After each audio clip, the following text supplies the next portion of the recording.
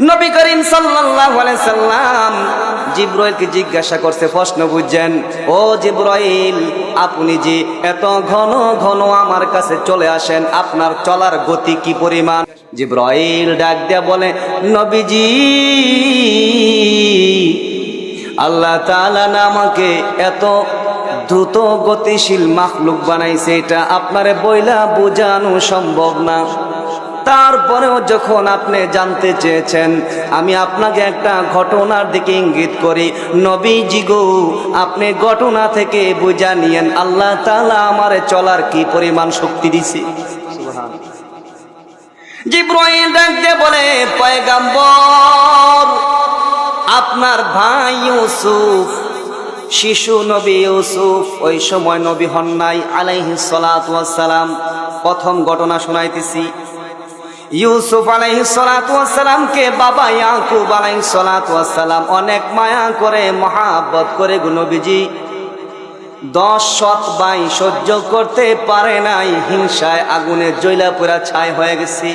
10 ভাই ছলে বলে কৌশলে ইয়াকুব আলাইহিস সালাতু ওয়াস সালাম বাবাকে বুঝাইয়া সন্তান ইউসুফকে নিয়ে গেল জঙ্গলে খেলার নাম দিয়া। আসলে খেলার জন্য নেয় নাই, ইউসুফ পয়গাম্বরকে হত্যা করার জন্য নিয়ে গেছি। দুনিয়ার মুসলমান গো, একটু আগেই বলেছিলাম আমি আর আপনি যা চাই রে তা হয় না, মালিক যা চাই তাই হয়। পরামর্শ করে তালাশ করলো কি করা যায়। নবীজি গো শেষ পর্যন্ত জঙ্গলের এক জায়গায় পরিত্যক্ত একটা কূপ পেয়ে গেল। নবীজি ওই কূপের নিকটে ইউসুফ পয়গাম্বরকে ভাইয়েরা মিলে নিয়ে চলে গেল। সকলে সিদ্ধান্ত মোতাবেক কূপের ভিতরে ফেলে দেওয়ার সিদ্ধান্ত নেয়।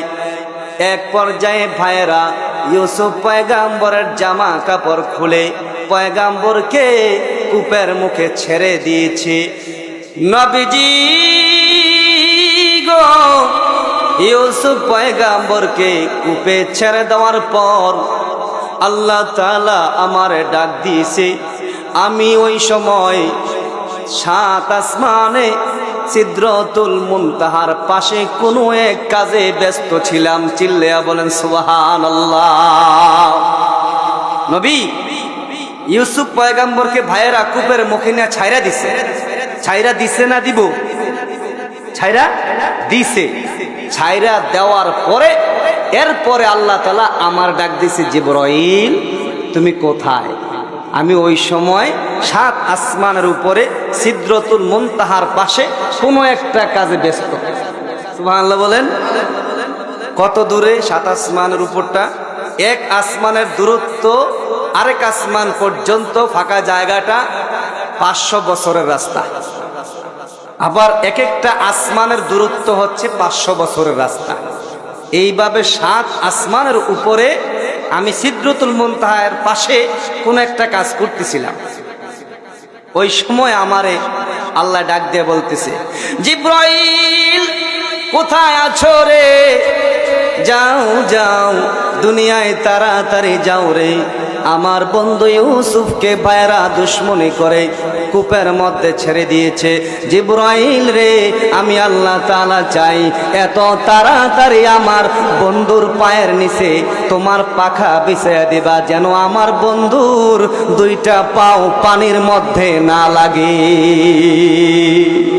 মিয়া নেয়া শেখ মাশূক রমজিস কিরমান কাতিবিরা হাম খবর নিস।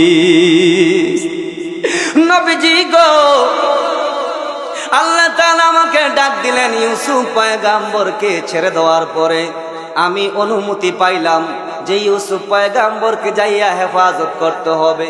চলে গেলাম দুনিয়ায়। দুনিয়ায় আইসা পৃথিবীতে আমি আইসা নবী গো আমি আমার একটা পাখা আপনার ভাই ইউসুফ পয়গাম্বরের পায়ের নিচে বিছিয়ে দিলাম। তখনও নবীর পাও পানিতে স্পর্শ করে না।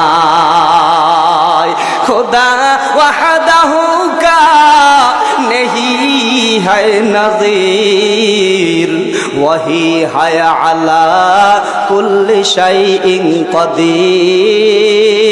वही है अला कुल्ली शैइन कदीर। जो कुछ काम करते हो या वौताब वो सब जानता है समीउ व बसीर। वो सब जानता है समीउ व बसीर। নবীজি আমি দুনিয়ায় এসা পাখা বিছিয়ে দিলাম ইউসুফ নবীর পায়ের নিচে। এত কিছু হয়ে গেছে, এত দূর থেকে আমি আসলাম, তারপরেও ইউসুফ নবীর পাও কূপের ভিতরে নিচে যায় না। এবার বই জানেন নবীজি আমারে কি পরিমাণ চলার শক্তি দিয়েছে।